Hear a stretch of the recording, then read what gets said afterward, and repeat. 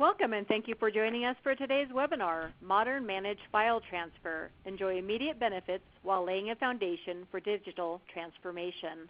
My name is Raleigh Gould and I'll be your moderator for today's event. Our featured speakers are Dan Twing, President and COO at Enterprise Management Associates, and Robby Dick, Control M Solution Marketing Manager at BMC.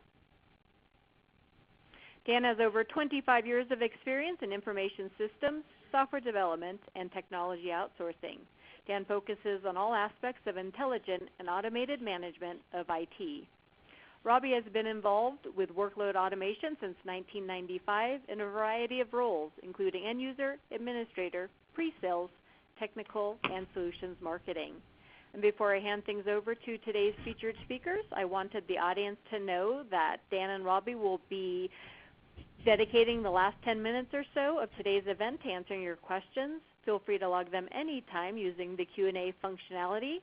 Also, today's event is being recorded, and you will receive a follow-up email from EMA that will include the on-demand playback, a PDF of the speaker slides, and some additional information from BMC, so please check that email out. And now I'd like to go ahead and turn things over to our first featured speaker, Dan Twing. Dan? Thanks, Raleigh. And good morning, everyone. So our topic for today is file transfers. And with modern business being so data-driven, business has become very, very dependent on data and being able to move this data effectively. Really, anyone who's worked in a production environment knows that file transfers are mission critical. When everything works on time, you barely notice them. But when problems occur, things can snowball very quickly. Processing times are set with some slack, but that slack can get eaten up with problems with moving data very quickly. Kind of like how we can see airports across the country become backed up over weather in just one part of the country. The whole system can get thrown out of whack when you can't get that data moved very quickly. EMA estimates that 1 out of every 5 jobs includes a file transfer, and nearly every job stream is dependent on data being moved either to start or to finish. So from that perspective, I really believe file transfers to be a mission-critical function. File transfer protocols and networking have improved quite a lot since I was doing production on-call support way back in the late 80s for a debit card settlement system that included hundreds of file transfers each night. FTP servers are a big step up from what we were using in those days, but they're still really just a very task-based capability, and they're not truly managed. And to be successful, file transfers really do need to be managed. So what do we mean by managing file transfers? Well, here I've depicted some of the key components of managing a file transfer. It starts with the automation and the control. So control is very important. The control to start the transfer at the right time. And when is that right time? It's not before the data is available and before it is needed in some next function. And that can shift throughout the day depending on a lot of factors.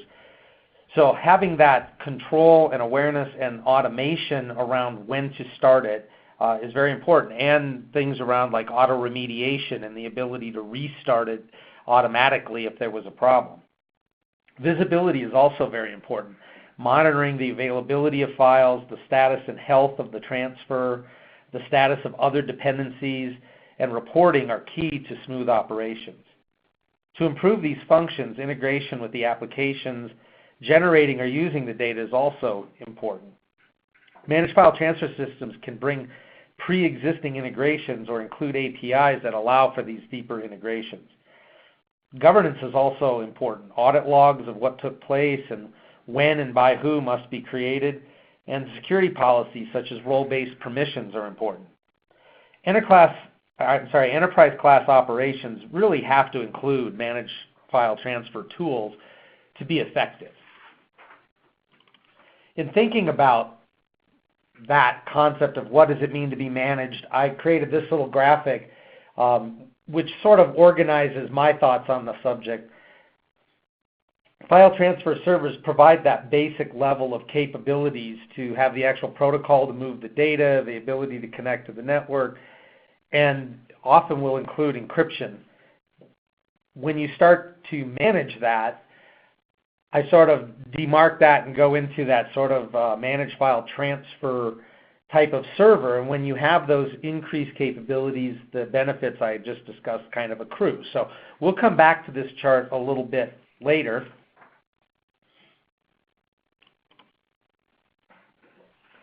But what we're here to talk about today really with respect to file transfers is what happens when you manage file transfers from within workload automation software. Modern IT still includes a lot of batch-oriented processing. Most businesses end the day with some amount of this work and have to reset systems for the next business day. Workload automation software, which really started as simple job scheduling, has been around for more than 35 years, and it's really become a key component of coordinating all this work.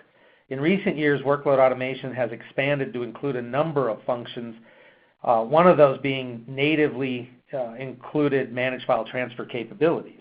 So when you manage file transfers natively within workload automation software, really almost every aspect of managing those file transfers is improved. At a high level, this is a result of including the file transfer task inside the software that's responsible for that full end-to-end business process. There's really nothing that managed file software itself as a standalone system can do that you can't do within workload, but the difference is when you're inside the workload automation software, you now have that full end-to-end picture, and then a lot of capabilities can be enhanced as a result of that. Control is improved with the more mature and full-featured scheduling and orchestration capabilities that make up the core workload automation functions. They're just more mature and more sophisticated event triggers and other kinds of things that you might use to advise your schedule. Workload automation software also has the ability to create very sophisticated custom calendars, things that exceed the functionality within pure managed file transfer software. So you really gain a lot in the area of automation and control. Visibility is also increased. Workload automation software just has a broader awareness of that full process, and the predictive analytics capabilities within the software can inform ahead of time when problems might arise, can suggest remediation in advance, really can understand the downstream impact by looking upstream at what's happening with various jobs that are dependent on file transfers. Control is also improved because of those orchestration capabilities that are sort of interactive with these predictive analytics. So, you can take actions and head off problems before they happen, and this is visibility that just doesn't exist with a standalone managed file transfer system. It also benefits things like security. You got a full complement of security features within workload automation where you've already got users defined, role-based permissions defined. You don't have to configure all of that again in a separate system when you're taking advantage of the managed file transfer capabilities within the workload automation software. And workload automation is highly aware of SLA requirements. So there's a lot more of the business impact that can be understood. And the governance is improved with all of the audit logs and other capabilities that are in the broader needs of the workload automation software that go beyond what you would need to do in a pure managed file transfer software. So from my perspective, managing file transfers within workload puts the task and the outcomes within that context of that full business process and really can improve the outcomes. So I've got a couple of data points from research that I did in the fourth quarter last year. This research was called the Shifting Role of Workload Automation. How workload is expanding creates a foundation for broader business process automation and digital transformation. We surveyed in the neighborhood of about, I think, over 400 end users. This particular question, we asked what kinds of processes are run and or monitored using the self-service portal capabilities of workload automation. So this gets to one of those aspects of visibility. So in this case, we had 204 respondents, and you can see that the most common process that is being controlled or monitored through these self-service portals is around big data requirements. Of course, behind that are the data warehousing, the file transfer functions. So that BI process, a business information type process, and the required transfers of data to make all of that happen top the list of how people are using these self-service portals. And you can see there's also a DevOps function that's right up near the top of that list as well. So you have both end users, business line users, operations staff, and developers who are all having visibility into the workload automation system through these self-service portals. And all of that can improve and advise the status and the management of these file transfers.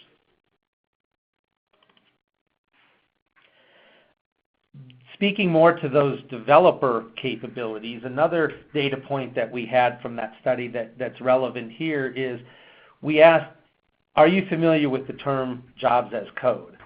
And this is a capability that is one of a number of things that have been done to workload software in order to really bring that DevOps movement to bear in helping developers and operations work together better. Really what we've seen is a shift, I think, in the balance of power, if you will, between the operations functions and the developer functions, where developers have been brought much more closely to the operation function. And as a result, we need to give them some capabilities, and Workload has done a good job of adding those into the mix. And so with jobs as code, developers can actually include scheduling parameters and scheduling controls in a text editor right with their code, and it can move with the code through the test environment, the production environment, into production, and be handled within that software management system. So it lets developers work in their native environment and communicate the scheduling needs for their applications directly. Now, once that's ingested into the workload systems, the operations staff still has ultimate control. They can do things to balance, where the work is being done and so forth, but it really brings the developers more into the mix. And that benefits managed file transfer as well as all the other functions in and around scheduling these applications. You can see here that currently the data was collected late fourth quarter 2018. 26% are already using these jobs as code type capabilities. 39% are planning to within 12 to 24 months. And really 84% are aware of the term. So this is a concept that is being adopted and with positive results, and it benefits workload or job file transfers in jobs beyond what you might be able to do in a standalone managed file transfer system. So if we look back at the graphic I had up earlier, and we add these native managed file transfer capabilities within workload automation into the mix, the way I look at that is it's additional capabilities that bring even more benefits to bear. And at this point, I'd like to get Robby to comment a bit on what he's seeing, how these capabilities are being used. And so, Robby, do you feel like this chart is a fair representation of kind of that progression of capabilities and benefits? Dan, I absolutely do. Although I'm happy to let you keep going. I love the data points that you bring up. They're so applicable to the discipline that is workload automation. But yeah, absolutely, as you described, the benefits a workload automation solution delivers to an organization are substantial. most, if not all, business services delivered today contain file transfers at some point in the service flow. And when they're using multiple methods to transfer files, and yet even another solution to manage the non-file transfer related workloads, when problems occur, it's hard to determine what went wrong and where to fix it. You said earlier, when everything's on time, there's no problem. But we live in complex worlds, and there are problems, and having it all in a single solution that can manage all workflows increases the visibility that all users in the organization have, whether they're in a traditional ops role or on a file transfer team, or as you kind of just described, are in the lines of business or in the development role. File transfers have been and continue to be critical, and a move to managing file transfers in a modern way can indeed help lay that foundation for a company's digital transformation. Yeah, and I think you look at this chart, and it's just a simple chart, but the idea being that you could exist anywhere along that capability spectrum, but there are certain limitations that are going to come from making those choices. So if you choose to just interact with FTP servers, you don't get that single point of control and that single pane of glass, if you will. When you move to the standalone managed file transfer server, you gain a lot in terms of the ability to manage file transfers, but you're still limited to that task-specific function, whereas when you start to incorporate those capabilities natively within the workload system, it just opens up the possibilities to understand all of those interdependencies and understand through the predictive analytics capabilities what the business outcomes and the SLA impact is going to be as those problems arise. And I think a modern enterprise operation really should avail themselves of these additional capabilities to garner those additional benefits. Are you seeing clients that move in that direction? I think there's a lot of buzz out there about being able to do this, and I think you're going to share some with us later, correct? I absolutely do see it. Yeah, I have some data on that myself, maybe in a little bit here. Okay, great. So, additional data that I have from this research, what I think is interesting is it advises us not just managed file transfers, but a lot of IT functions. We ask the question, which forms of automation are you using within your operations? And we ask that across a number of common IT functions, things like application release and big data analytics, data warehousing, DevOps. You can see them there. And third from the right is the managed file transfer data, but a number of different functions, including some onboarding of new employees and other kinds of business processes. And when we asked about automation across all of those functions, you can see that workload automation is touching all of them already, as well as process-specific tools. So I would put a managed file transfer system, a standalone system, as that process-specific function. So on average, across all these functions, workload automation is used about 45% of the time. From that, I derive the statement that workload automation is the most used form of automation within IT operations. But there are other tools wrapped in the mix where there's a lot of buzz these days about robotic process automation, and of course, no matter how much we try, we never really completely remove scripting from the process of IT operations. So you can see that on average, about 10% of these functions are still handled through scripting, about 12% through RPA, 27% through process-specific. But workload automation, that blue bar, is by and large the most commonly used form of automation. And in the next slide is just a drill down on the same data, just specifically for the managed file transfer function. So here you can see that we're running really close to that 45% average. At 46% responded that they use workload automation software for their managed file transfer capabilities. 22% are using the specific task type software.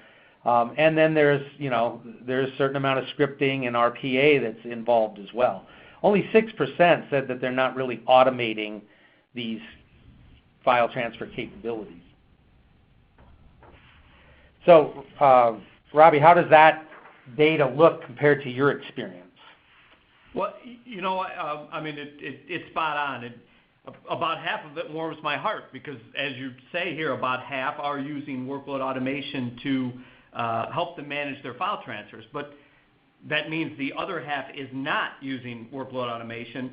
And I'm not here to say that workload automation is the only way to manage your file transfers. Obviously, the data here says that there certainly are other ways to do that. But workload automation, I think, without a doubt, is the most comprehensive method of automation and managing workflows across the organization and being responsible and touching what you referred to as earlier, the business outcomes.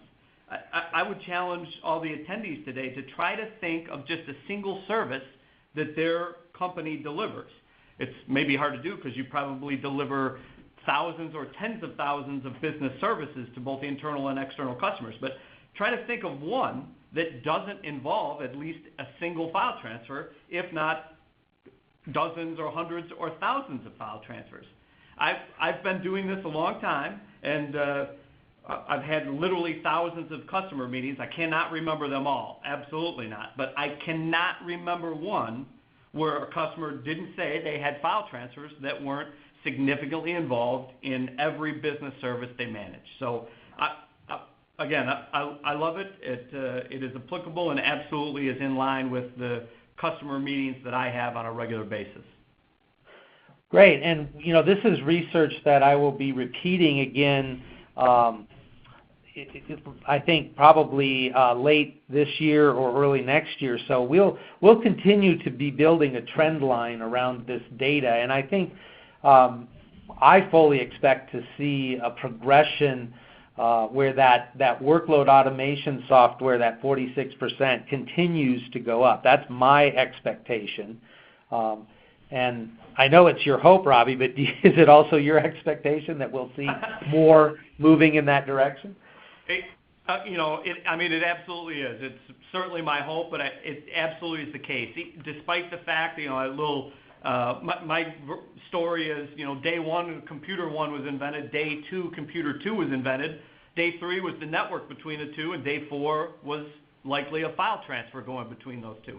So it's a simplistic example, but even in today's modern architected world, file transfers still are the most heavily used ways that infrastructure, data, and applications interact with each other. So I fully hope and expect it to continue to move in that direction. Great. I have another data point here from that same research where we asked about satisfaction for those using managed file transfer within workload automation. And you can see this was a 5-point scale ranging from a 1, which was not satisfied, 2 slightly, 3 average, 4 satisfied, and 5 very satisfied. And we have fully 70% that are satisfied or very satisfied, and really those who are just average, meaning yeah, it works. You're at 92% are fairly positive about these capabilities. The mean of all of that's 4.08 on a 5-point scale. So, I think, you don't have the benefit here because I'm not covering all of the research, but we asked this about a lot of different functions, and I'll tell you that this is one that scores pretty high. So there's good evidence that, not just folks are using it, but they're satisfied with how it's working for them. So, again, I would ask, is this data in alignment with what you see out in the field? It absolutely is. I mean, that's a very large percentage of customers saying that they are very satisfied. So, there's certainly room for improvement on the number that are using it, but I think it speaks for itself. Those that are using workload automation to help manage their file transfers are very pleased with results. And I think really it comes down to those business outcomes that you mentioned. certainly somebody cares about the details of jobs XYZ 2-3P, but in the end, it's about the business service that is a part of, and letting traditional operations roles understand what that means to the business, as well as line of business users and developers and even file transfer professionals, having them understand what XYZ 2-3P and maybe the file transfer that is behind that job, what that means to the business and the service that they're delivering is the secret sauce. Absolutely. And this next slide is really a summary of those benefits. So really looking at when you do manage your file transfers within the workload automation software, I think you get significant benefits. So, I sort of put this list together, first of all, just viewing the file transfers within the context of the end-to-end process. And as you said, Robby, not just seeing a file name that has meaning to some in operations. Maybe there's a developer who has that file name has meaning to, but the business users aren't always, aware of those granular and very technical naming conventions. Certainly if you work close enough as a business person, you might become knowledgeable about some of those, but being able to put it in the context of the end-to-end process and speak in terms of which process is impacted, which SLA is directly connected to that specific file transfer, there's huge benefit in that.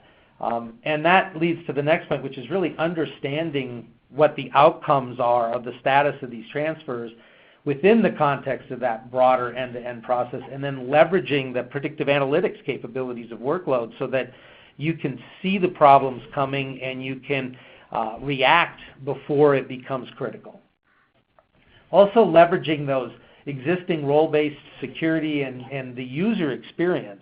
If a user is using these self-service portals, if you're a developer and you're interacting with workload systems, if you're an operations person, being able to do your managed file transfer functions within software you're already familiar with versus learning a whole other user interface from a managed file transfer standalone type software, there's, I think, a real benefit to an organization there. You can consolidate and enhance your skills and experience around a common tool, and a tool that you use for many other automation functions. Certainly there is improved integration with applications. I think we'll get into maybe some more examples of that later, but if the developers are already having to integrate with the scheduling tool to integrate these applications, it's just a small leap then to include the managed file transfer within that, rather than having to learn a different set of APIs for a managed file transfer standalone type system. So I think you gain a lot of efficiency by bringing these functions into one broader functioning piece of automation software. And while managed file transfer systems certainly can be SLA aware, they are, in my experience, not as broadly aware as you have to be within the scheduling system itself, because you have many of the other business functions that are downstream of the file transfer or upstream from the file transfer that are sort of foreign to the managed file transfer system, but they're the core function of the workload automation software. So when you put the managed file transfer inside of the workload, you have a much more complete view of the SLA impact of any of these potentially negative outcomes from file transfers.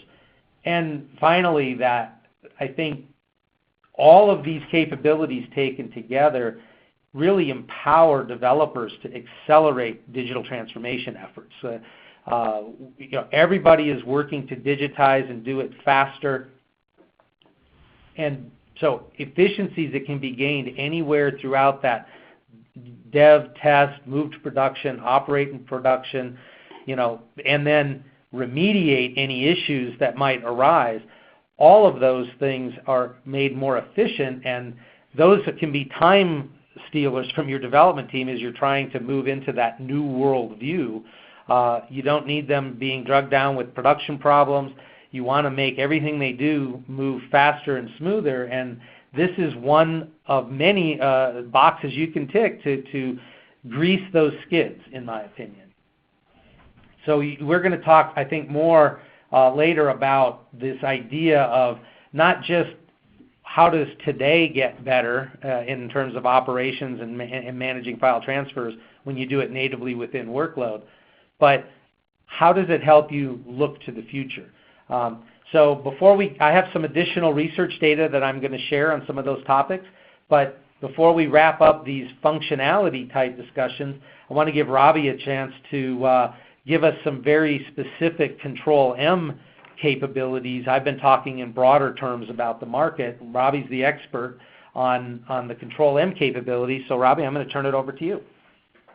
Okay, well, thanks, Dan. I'm always happy to do a little bit more of a deep dive on Control-M proper, although I won't get too far into the weeds. But I mean, Control-M is absolutely known as an industry-leading workload automation solution, and recent enhancements really now elevate the support that we have inside of Control-M for managing file transfer. So specifically around the component called Control-M Managed File Transfer, there are some wonderful kind of deep dive file transfer capabilities, but in the end, it's about delivering that business service and understanding, even when it's on time and things are good, but particularly if things maybe aren't going so well, understanding what that means and how much time you have to fix it and where the real problem lies. That is the true strength of Control-M, has been for a very long time, continues to be, and now it basically expands when you're talking about file transfer. So with the Control-M solution, there's basically absolute unified interface for managing traditional workloads as well as file transfers right in line. And it really is a game changer, as we've talked about. So certainly support for various protocols, specific to the file transfer space, but that single pane of glass that Control-M has and continues to provide for comprehensive enterprise-wide visibility and monitoring and basically management of workloads regardless of role. You mentioned earlier, Dan, 1 of every 5 jobs in a workflow environment is a file transfer on average. Well, what that means is 4 out of every 5 are not. 4 out of 5 may be big data jobs. They may be SAP jobs. They may be database jobs. They may be mainframe jobs. The list goes on and on. But Control-M provides a single pane of glass to manage all of that, whether it's running in a traditional way on an on-premise data center, whether it's running in a hybrid environment, or entirely in a public cloud infrastructure. Control-M is there to manage workloads across the enterprise.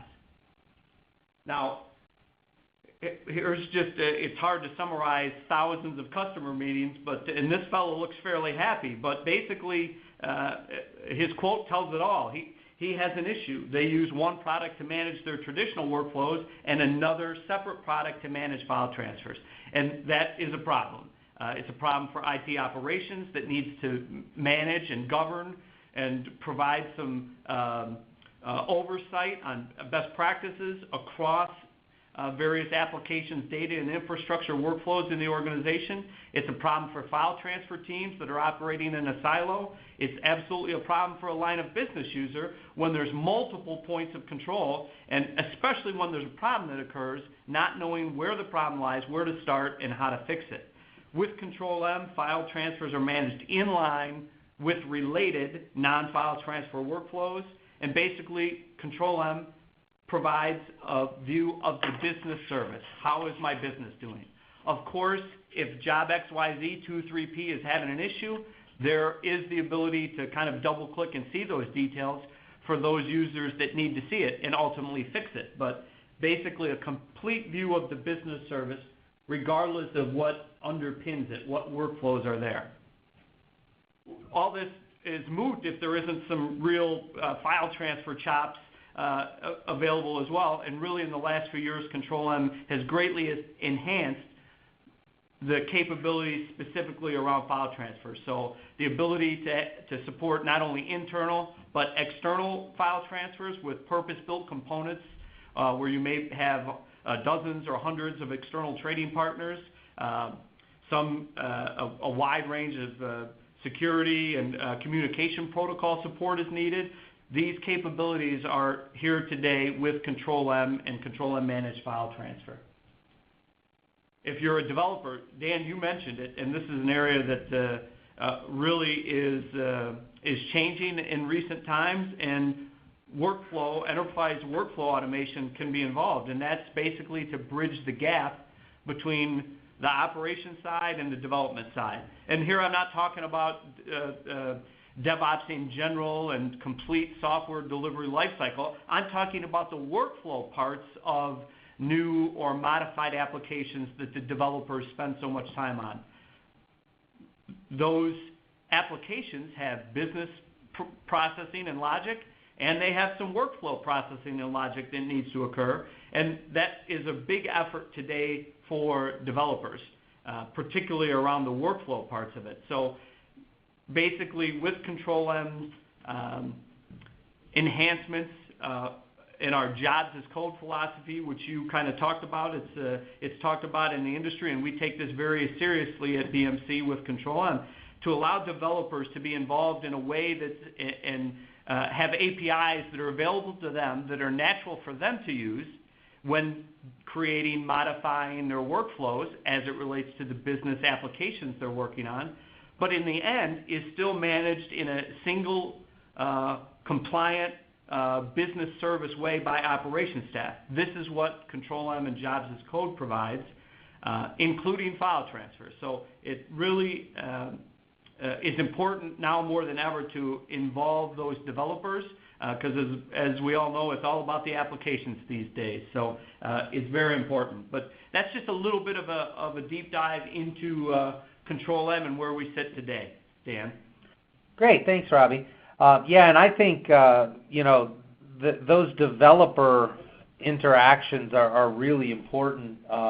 You guys have the Batch Impact Manager, which gives you that downstream and upstream view and the predictive capabilities, the application integrator where they can really build their own custom integrations, and then the Jobs as Code, which really gives them that control.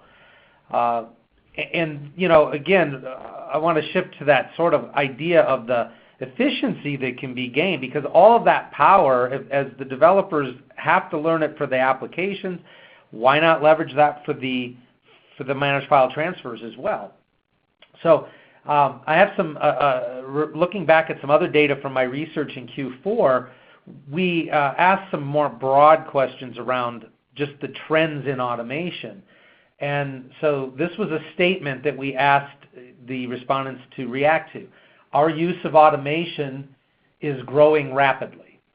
So, from strongly disagree, a 1, all the way up to strongly agree, where you get 5 points, we were asking them, to react to our use of automation is growing rapidly. Here we have a mean of 4.05, so you can see that 78% are in that agree or strongly agree category that their use of automation is growing. And I think anybody in a modern enterprise is going to feel the pressure to expand automation.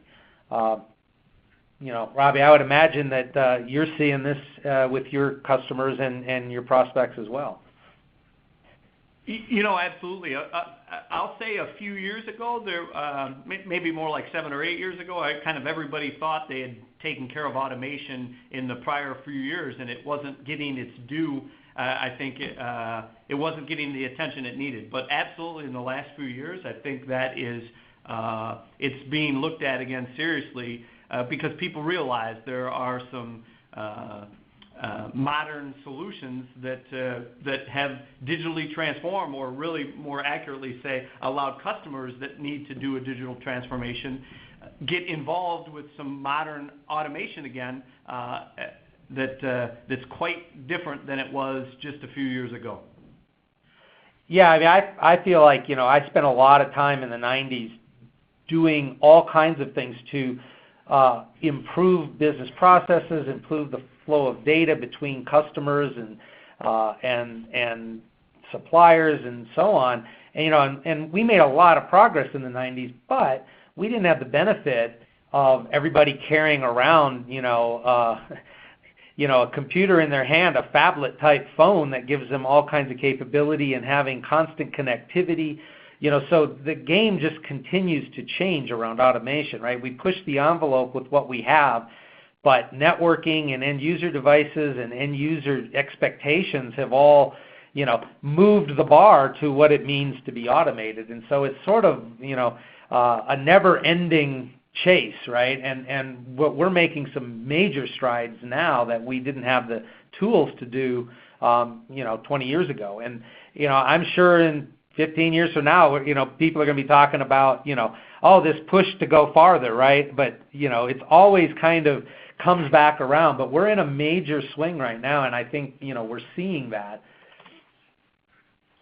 So while it's great that all of that automation is happening, we also ask folks to react to this statement. Our organization has too many scheduling and automation tools, right? So when you're scrambling to reach for the stars, if you will, on these forms of digitalization, you can look for point solutions and try to move that very quickly, and that's all well and good. But there comes a point, I think, and we were trying to test that here, which is, do you end up with too many tools if you're not planning that well? So here, we only have 56% that agree or strongly agree that they have too many automation tools in place. We didn't really ask where are you at in that progression of automation, but certainly there's better than half of the folks are feeling like they might, have created an environment now where they have too many of these tools in use. So this is from another study where we asked, automation, are you using these task-specific tools? Is that your primary focus? Or, is your primary focus moving to more broad automation tools? And there were a series of statements in this question they were asked to react to. I'm highlighting just these two here. So we have, 36% who said, yeah, their primary focus is still on these sort of task-specific tools, but 66% said they're focusing on moving to broader automation tools so that they have fewer tools that have broader capabilities. And I think, that kind of lines up with the earlier data point that we had, 56% said they were starting to feel like they had too many tools. Well, here we can see 66% are starting to look to consolidate these tools rather than continue to add to that list. So you want to increase automation, but you want to increase it smart. And I think a lot of folks are beginning to realize that smart might mean looking at, having tools that can serve multiple functions, because every tool you stand up, you have to provision equipment for it. You have to train people. They have to, go through the learning curve on it. And then you have to maintain that over time. So, each tool can bring benefits, but they come with a cost. And I think folks are starting to take a look around and look for balance in that.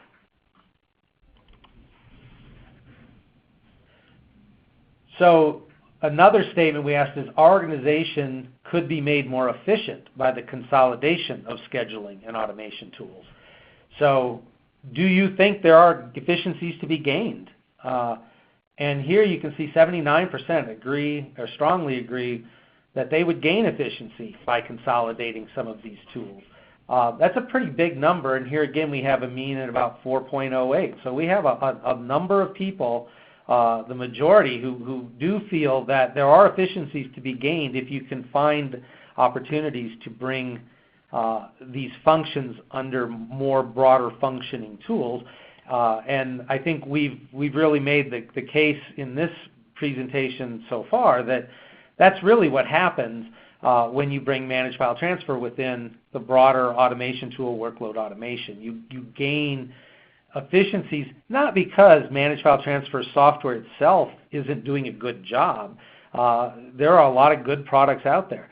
They just don't have the opportunity to add the benefits that are added when you bring it inside of workload automation, because workload automation has that end-to-end responsibility, end-to-end view, and folks are using it for a lot of other functions. So, they gain that power user status that they can then bring that to bear on their file transfer function. So I want to go back to that concept then of, everybody's trying to do more in IT. Everyone always feels like they have less, right? And really, IT budgets, we've seen a lot of data points. There's been a lot of studies from various sources, including EMA, that show that the bulk of IT budgets really are dominated by the keeping the lights on items.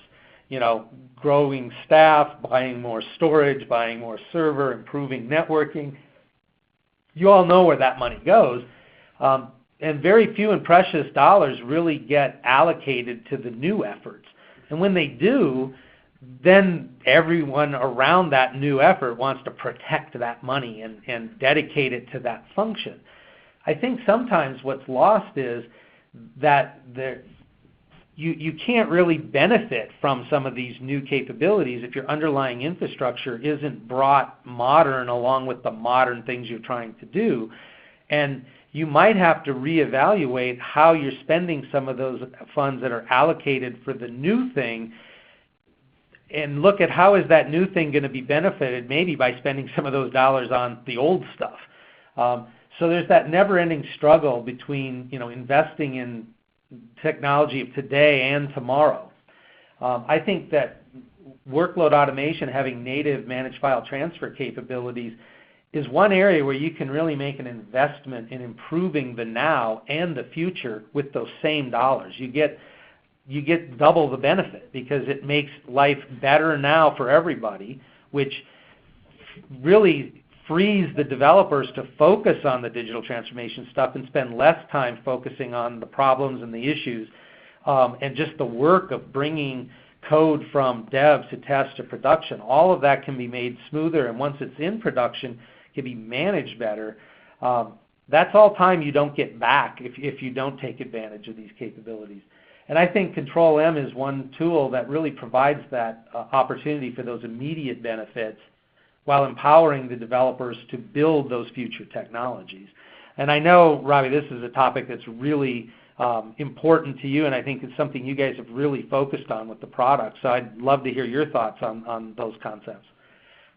It absolutely is. It really is two sides of the same coin. It continue the focus on letting operations and kind of traditional the traditional discipline of workload automation be operated and optimized better, but also allowing the other side of the coin, that innovation side, to participate as well. It reminds me of a customer meeting we had fairly recently. It was a long-time Control-M customer in the FinServ industry. It's a company name that everybody would have heard of.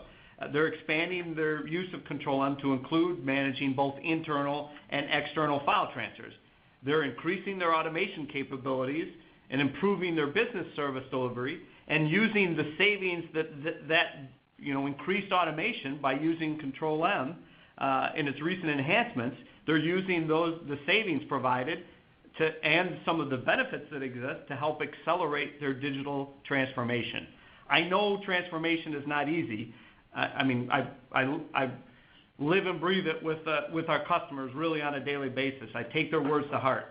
I know it's not easy, but modern workload automation can help you both operate more efficiently and support your digital transformation. And it really isn't an either or.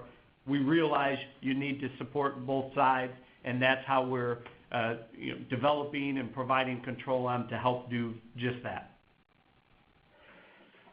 Great. Well, I think we've really covered this topic, both what it means for the current operations and what it can mean for the future. And with that, Raleigh, I'm going to turn it back to you to conduct our Q&A session. Great. Thank you, Dan. If you have any questions, you can log them now. I'm going to start with you, Dan, with the first question. Some managed file transfer software is SLA aware. Why is doing it inside workload automation better from an SLA perspective? Great, thanks, Raleigh. Yeah, I think I covered this a little bit earlier, but I think the idea really is both tools can be made aware of the SLAs through varying means wherever they happen to be stored. I think when you're inside the workload system, there's more effort put into being aware and involved in what those outcomes are. I don't think it's lost on anybody that there's a lot of sophisticated predictive analytics that have been added into the workload software that doesn't exist in the pure managed file transfer software. So that it really just comes down to that full end-to-end process view and those predictive analytics giving you the ability to really truly understand not just what's the status of this transfer, if it has to be restarted, are we going to lose 20 minutes or 2 hours, but what does that mean 4 hours from now in a job farther down in the job stream or a related job stream. The managed file transfer software just doesn't have that view of the work to be done, and that is exactly the function of the workload software, is to have that view. And so, by the very nature of doing that function inside of the workload system, you gain that visibility, you gain the understanding of the business impact, and I think it allows you to be more aware of the SLA impact. It also can speed up the remediation or head the problem off before it becomes unfixable without some serious delays. So not only are you more aware of the business outcomes, but you have the power to affect them positively more quickly. And that would be my take to that question. Great. Thank you, Dan. Jumping over to you, Robby, are developers forced to use graphical interfaces to create and manage their job flows? So using that, let me answer it. No. Using that jobs as code approach, they're absolutely not forced to use the interface that might be preferred by somebody in operations or even a business user. But using jobs as code, the developers absolutely have a way to create and manipulate the workflow parts of their business services, basically in JSON, in a coding language, in a way that they're familiar with and great with, that also can be consumed in their software development lifecycle. So whatever commercial or open source tools they may be using to help them go through their SDLC, they can use Control-M and its jobs as code, basically the modern API that exists in a way that's comfortable and native for them. But in the end, still can be managed and operated on by the operations staff in a way that they're comfortable with. Got it. Thank you. And Robby, is it realistic to think I can move to one solution to manage file transfers across my entire organization? That's a great question. It would maybe depend on the specifics. I guess maybe what comes to my mind there is in a highly regulated environment where maybe some file transfers require certain protocols to be used. We may not be a solution there, but they may be using that solution to manage a bunch of non-regulated external transfers, or using that solution, which is very costly and overkill in regards for internal transfers. So in that case, it may be a consolidation from 4 solutions down to 2, or 8 down to 10. It actually reminds me of another customer story that says when they deliver a business service, if it takes them 18 solutions today to deliver what they need, they'd prefer to do it with 17. Or if it's 15 today, they'd rather do it with 10. So depending on the specifics, you may still need some kind of point solutions for highly regulated industries. But absolutely still providing the level of service you need, or maybe even elevating it, but doing it with less solutions, I think is a win-win for everybody, and that's what's available. Good to know. Thank you. Jumping back over to you, Dan, are others using self-service portals? We tried but didn't get much interest in them. Yeah, that's an interesting question. I don't have the data point in front of me from the research, so I'm going to do this from memory. But we've seen an absolute trend. I've asked questions about self-service portals over the last 4 years in 3 separate studies. So we have a trend line there, and the usage is absolutely increasing. But 3 years ago, I first asked the question. I included a new option to the question, are you using them, which is nobody used it, so we quit doing it, right? We tried but stopped kind of a response. And I found that 12% of organizations actually said they attempted to use these self-service portals. They didn't get a lot of uptake from other parts of the organization outside of operations, and so they discontinued the use. Which is unfortunate for them, I think. What we've come to learn, I also have done probably over 100 end-user interviews over the course of a number of different research projects around workload automation. And those who are successful with their self-service portals are marketing them to the business users and to the development teams. You can't just turn them on and expect that people, if you build it, they will not necessarily come, I guess is a way to think about that. You need to let them understand they exist, what the benefits to them are. But the organizations that have proactively marketed that capability have both served their users far better and removed a tremendous amount of burden in terms of communication between those various teams of people and their scheduling teams. Self-service really is that. I mean, people can get answers on their own very quickly. They can even offer them some limited control around kicking off their own file transfers or doing restarts. So, I think if it's done properly, it's a huge benefit. And if you do it half-heartedly, you might find yourself in that group of 12% who have sort of given up on it. But there are plenty of organizations, I think the number was in the 50-60% range, that are either doing it now or are actively planning to do it within the next 12 or 18 months. Great, thank you. Let's take one final question, Dan, and it is, do you really see developers interacting more with the scheduler systems? Wow. Yeah, I think it depends on how far down the DevOps path an organization is, but absolutely, I think in terms of whether it's through APIs, whether it's through jobs as code, whether it's just building custom integrations, the developers are absolutely, from my perspective, becoming more and more engaged.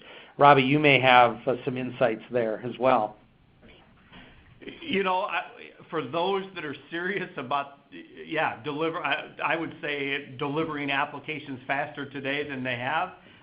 By and large, that means they're doing some DevOps or Agile or CI/CD practices in their environment. They absolutely are. I still do see a fair number that are, I don't want to sound preachy. I don't mean to sound that way. I hope it doesn't come across that way. Some aren't. I don't want to say they're not worried about increasing the pace with which they deliver applications today, but I think it really falls into two camps. There's a large number and a growing number that are interested and or attempting to do that, and for those that are doing it, they absolutely are getting their developers involved in workflow instrumentation, let's say. But it's, again, I don't mean to sound preachy, but if you're interested in delivering applications faster, that is one way that you can do it. And really, I can't speak to all workload automation, the category in general, but I can absolutely speak to Control M. It provides those capabilities now to give developers what they need, but give operations what they need. Great, thank you both. That concludes our event today. I wanted to thank our audience for taking time out of your schedule to join us. You will be receiving a follow-up email from today's event. and it will include a lot of good resources, so I hope you will check that out. I hope we'll see you at a future webinar. Thank you, and enjoy the rest of your day.